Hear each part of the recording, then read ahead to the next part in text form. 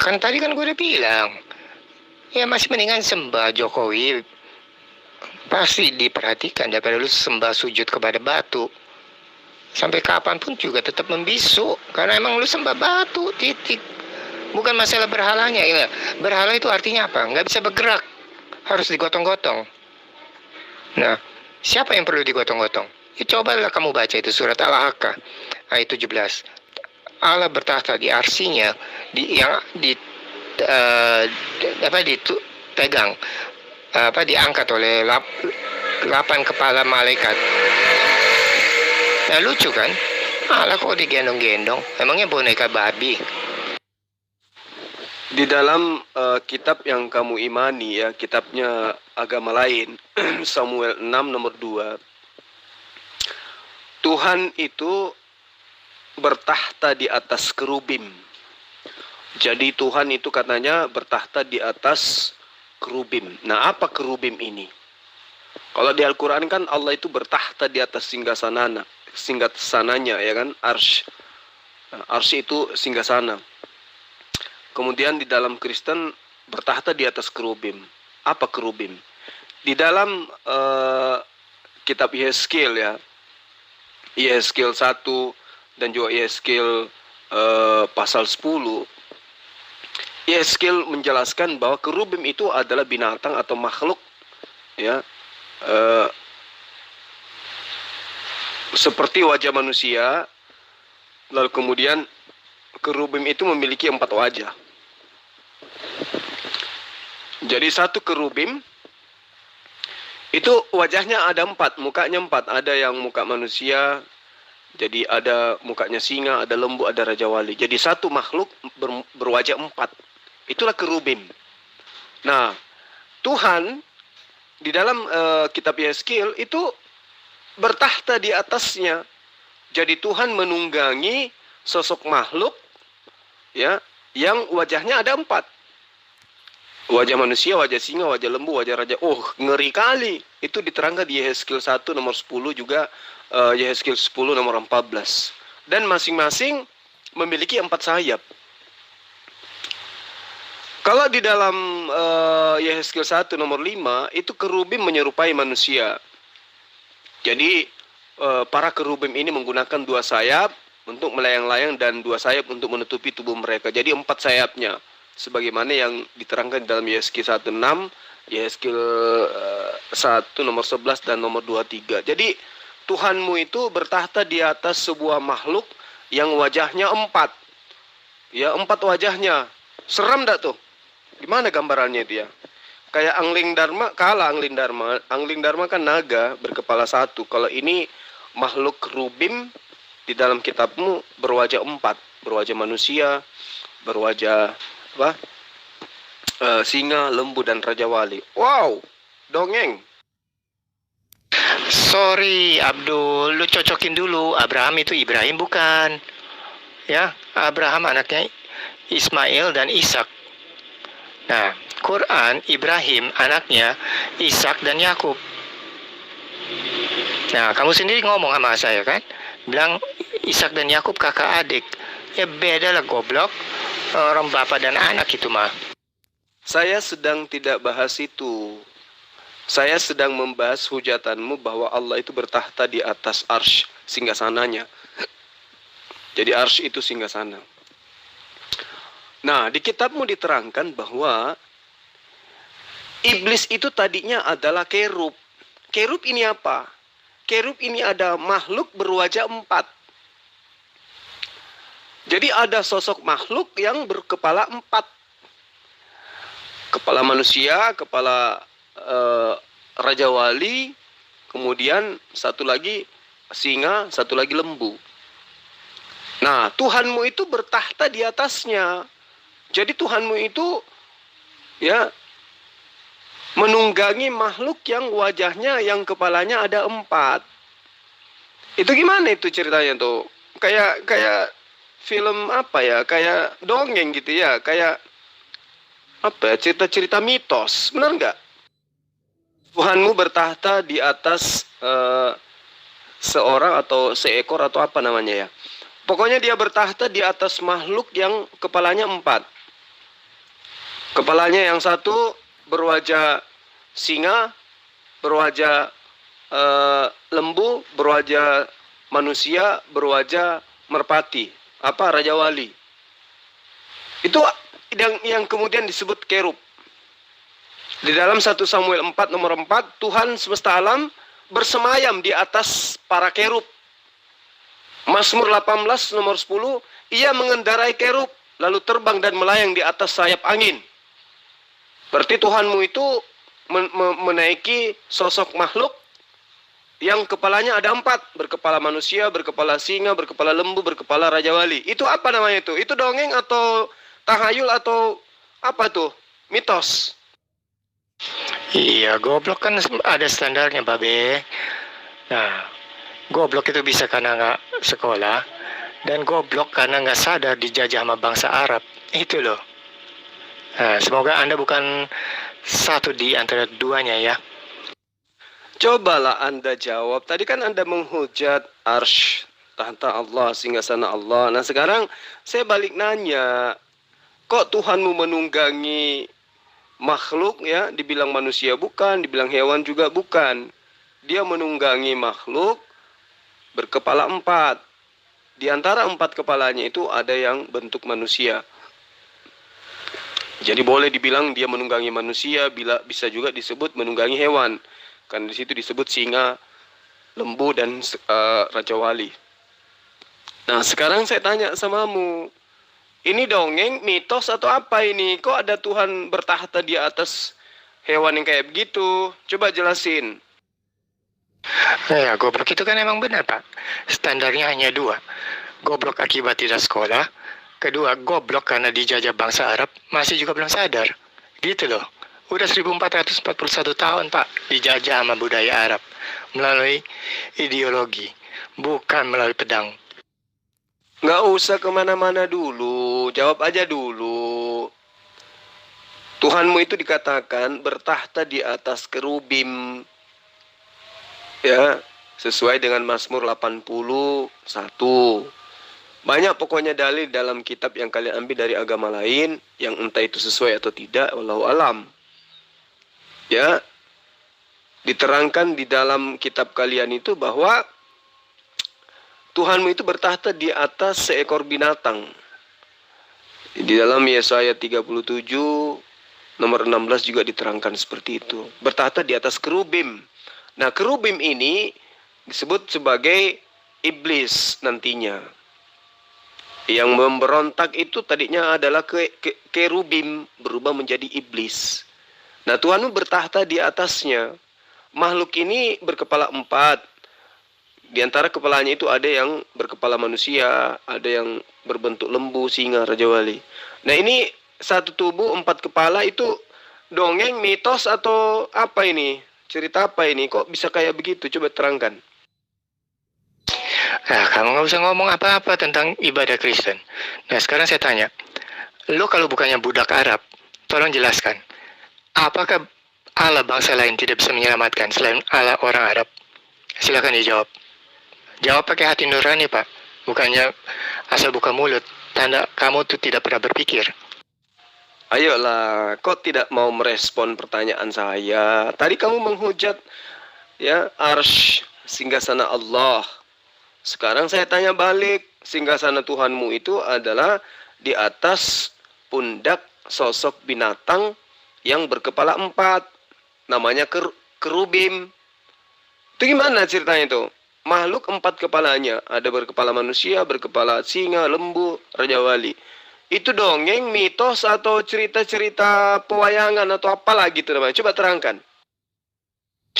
Ya, Allah lu lah yang Raja Iblis. Buktinya apa? Coba kita baca surat Al-Araf 11 dan 12. Nah, ketika Allah membawa Iblis kepada Adam, perintahnya sujudlah kepadanya.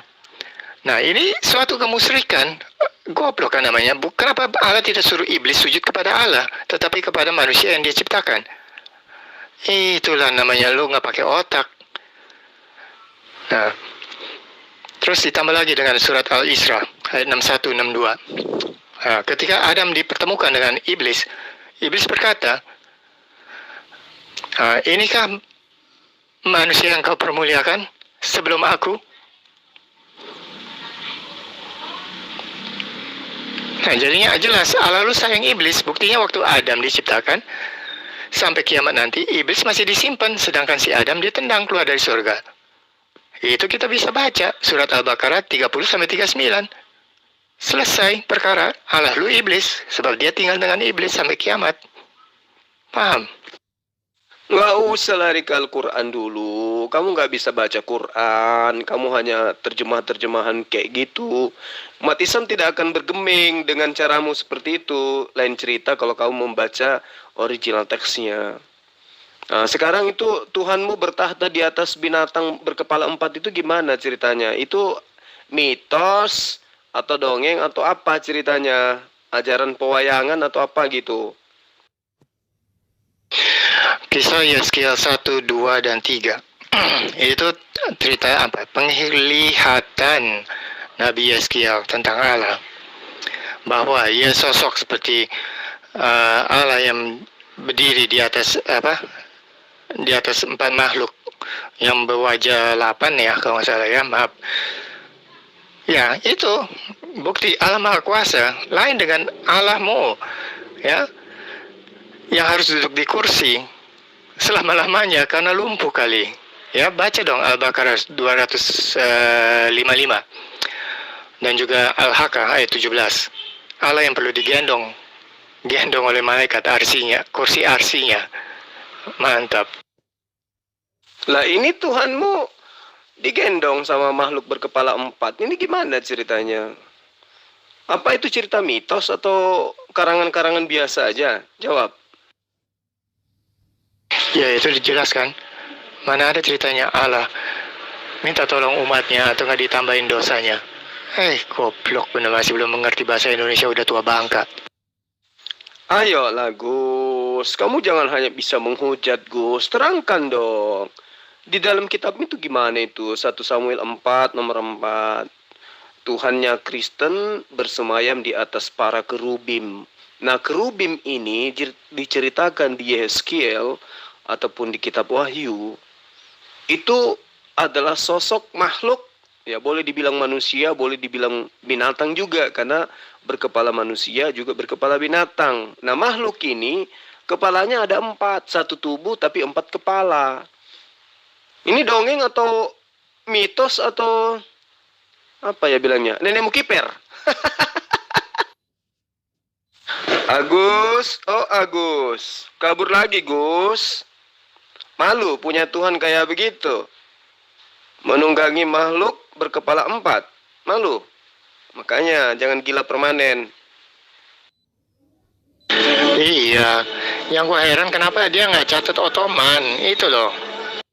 Gus, oh Gus, kok menghindar dari saya Gus? Tadi menghujat Allah dengan arsy-Nya, dengan singgasananya. Giliran saya bahas Wahyu, Yeskiel, Samuel, kamu mencret. Gimana tuh Gus? Bisamu hanya menghujat, tapi modalmu hanya terjemah. Kamu nggak bisa baca kitabnya umat Islam. 1 Samuel 4 nomor 4. Ya, Tuhan bersemayam di atas para kerub. Kerub diceritakan ini adalah makhluk berupa binatang berkepala 4. Dan katanya itu adalah iblis yang tadinya itu adalah malaikat yang berubah menjadi iblis, dan Tuhanmu bertahta di atasnya. Itu gimana itu? Keluaran 25 nomor 19, buatlah satu kerub pada ujung sebelah sini dan satu kerub pada ujung sebelah sana. Seiras dengan tutup pendamaian itu kamu buatlah kerub itu di atas kedua ujungnya. Jadi kerub ini sebuah makhluk yang dibuat gitu ya, berkepala 4. Nah, kalau dilihat di dalam Wahyu 4 nomor 6, itu lebih seram lagi. Dan di hadapan tahta itu ada lautan kaca bagaikan kristal. Di tengah-tengah tahta itu dan di sekelilingnya ada 4 makhluk penuh dengan mata. Ada 4 makhluk penuh dengan mata. Kalau di dalam Wahyu 5 nomor 6, ya, berkepala 7, bermata 7, ini berkepala, ini bermata, ini matanya nggak bisa dihitung. Jadi ada 4 makhluk penuh dengan mata di sebelah muka dan di sebelah belakang. Ini ajaran-ajaran kayak begini nih mitos atau memang betul-betul pengajaran para nabi nih? Coba kamu uraikan. Iya, kenapa lu begitu benci sama agama Kristen? Gua tanya, Ottoman itu agama apa? Salahuddin itu agama apa? Belajar sejarah yang benar. Jangan emosi apa, santai aja. Tidak ada yang membenci Kristen. Justru Kristen yang membenci ajaran Islam. Ya, tidak ada itu ceritanya umat Islam itu mencacakan Indomie. Tidak ada. Jadi jangan emosi, santai aja, santai, relax, relax. Yang saya tanya, berdasarkan hinaan dan hujatanmu tadi tentang Arsy, itu kenapa Tuhanmu bertahta di atas makhluk yang berkepala 4? Ya, ini mitos kah? Atau ini nenekmu kiper? Makhluk luar angkasa itu, ya begitulah bentuknya. Tapi kita juga harus lihat dalam perspektif lebih besar daripada 3 dimensi. Bisa saja ini kita bicara seperti suatu benda yang lebih dari 3 dimensi. Jadi kita tuh seperti letaknya di dalam suatu bola-bola kecil, dan kita memandang keluar dan ke bawah melihat benda-benda yang ilahi itu. Itu yang saya bisa kasih tahu. Selebihnya saya nggak bisa jelaskan, nanti saya belum dapat pengwahyuan tentang itu. Nah, tapi lebih bagus kamu jelaskan untuk apa Allah itu simpan iblis di dalam sorga sampai hari kiamat, baru akan diusir. Oh, jadi kamu nggak bisa menjelaskan gitu, karena kamu belum dapat pewahyuan. Oh, kamu terima wahyu juga. Jangan-jangan kau nabi ke 500. Aduh, ternyata Gus ini penerima wahyu juga rupanya ya. Harusnya kamu itu dirasulkan oleh Kristen kalau begitu. Jadi kamu tidak bisa menjelaskan tentang makhluk tumpangan yang ditumpangi Tuhanmu berkepala 4 itu. Jadi sementara ini kita anggap saja ini dongeng ya. Kita anggap ini mitos ya. Karena belum ada pewahyuan kepadamu ya Gus ya. Memantap. Memantap. Ya, kamu harus jelaskan. Kalau Allahmu bukan batu, kenapa ya Anisa 84 dan 85 itu konotasinya seperti Allah itu batu yang harus ditolong, bukan menolong umatnya. Ya, itu karena kamu nggak bisa membaca Al-Quran. Yang ada di dalam benakmu itu kebencian, iri dengki terhadap persatuan umat Islam dalam beribadah. Arah sujudnya itu sama. Nah, sekarang kamu jelasin aja dulu itu binatang yang berkepala 4 yang menjadi tunggangan Tuhanmu. Ayo dong, gimana? Apa wahyunya sudah datang? Roh Kudusnya kemana nih? Kok Roh Kudus nggak jelasin samamu? Ya, kamu kan nggak bisa begitu, Ju. Ya, kemampuan saya untuk berdiskusi dan kemampuan saya untuk mengerti, ya belum tahapnya untuk dibukakan.